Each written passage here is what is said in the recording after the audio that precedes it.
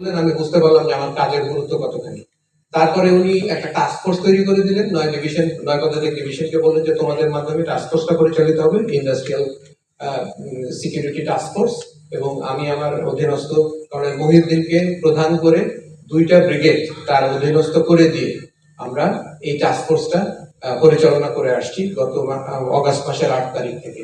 এর পরবর্তী সময়ে গত 21শে অগস্ট সম্মানিত সেনা প্রধান তিনি আমাদের সকল বিজনেস লিডারদের নিয়ে বসেছিলেন যে আরো কি করা যায়, আরো কিভাবে আমরা এটাকে আরো জোরদার করতে পারি, সেই জন্য উনি বসেছিলেন।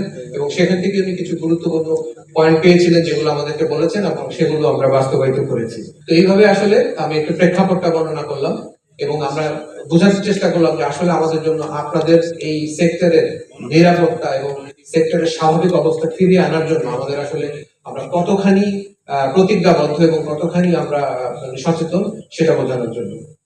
এখন আমি আসি যে আমাদের মানে এই অস্থিরতার কারণ, আমি বিগত কয়েকদিনের অভিজ্ঞতায় আমি মোটা দাগে 3টা মানে কারণ আমি আসলে মানে অনুধাবন করতে পেরেছি যে যেগুলোর সমাধান হলে আমরা এখানে একটা সুন্দর একটা উৎপাদনমুখী পরিবেশ নিয়ে আসতে পারবো।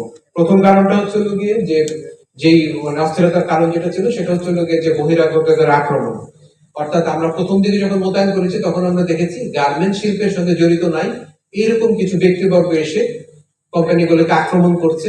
সৈনিক আমাদের যে যারা শ্রমিক আছে তাদেরকে কারখানা থেকে বের করে নিয়ে আসছে এবং তখন আমরা আমাদের মোতায়েন জোরদার করলাম করে আমরা কিন্তু এখন আমি এখানে দাঁড়িয়ে একদম নিশ্চিত ভাবে বলতে পারি যে বহিরাগতদের কোন আক্রমণ আমরা 100% এখন আমরা একদম নিয়ন্ত্রণ করতে পেরেছি। এখন আর এটা হচ্ছে না, কোনো গার্মেন্টস এটা হচ্ছে না, এটা আমরা একদম জোর দিয়ে বলতে পারি।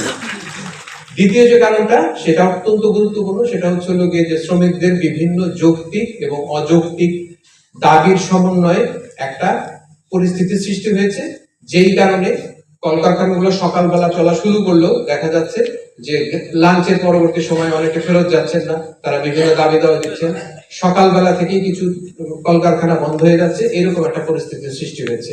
তো এইটা আমি মনে করি একটা বড় ধরনের সমস্যা এবং এই সমস্যার পিছনে ওই যেটা বললাম যৌক্তিক এবং অযৌক্তিক। যৌক্তিক যেমন ডিআইজি সাহেব বলে গেলেন ইন্ডাস্ট্রিয়াল পুলিশের যে অনেক জায়গায় যেমন একটা বড় অংশ এখনো বেতন পায়নি, এরকম একটা যৌক্তিক যেমন ব্যাপার আছে। অযৌক্তিক আছে আপনারাই বলেছেন যে পুরুষের সংখ্যা, পুরুষ শ্রমিকের সংখ্যা নারী সংখ্যার থেকে বেশি হতে হবে, কিছু কিছু বাইরের লোক এসে বলছে আমাকে এই গার্মেন্টসে চাকরি দিতে হবে, এগুলো অযৌক্তিক দাবি। এরকম একটা মিশ্রণ মানে দাবির পরিপ্রেক্ষিতে আমরা দেখছি একটা অশান্ত পরিবেশ ভেতরে বিরাজ করছে। এবং আমি মনে করি যে এই যে অশান্ত পরিবেশ এবং যে প্রবলেম গুলো বললাম এগুলো আসলে মানে আমাদের মানে আইন শৃঙ্খলা রক্ষাকারী বাহিনীর শক্তি প্রয়োগ করে আসলে এটা সমাধান করতে পারবে না। আমি মনে করি যে এইটা একটা ত্রিপক্ষীয় সমাধান, মালিক, শ্রমিক এবং নীতি নির্ধারী মহল যারা আছেন তারা মিলে হয়তো এটা সমাধান করবেন বলে আমি আশা করি।